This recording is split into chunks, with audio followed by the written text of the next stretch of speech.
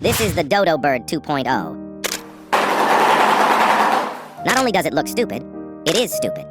This is the shoe-bill stork. They get their name because their beak looks exactly like a shoe, and whoever named it was clearly just as smart as they are. They look mean, but despite that permanent death stare, they just stand there, completely still, waiting for food. And the moment it arrives, they lunge down to catch it. And look, this bird thought it caught a fish, but it's got a stick instead.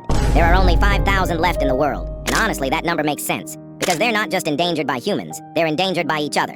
Just like you and your sibling fighting the second your mom leaves the house, these birds do the exact same thing. The mother watches her 2 kids go at it, then rewards the winner with a drink of water. Oh look, she just spilled it. I told you they were stupid.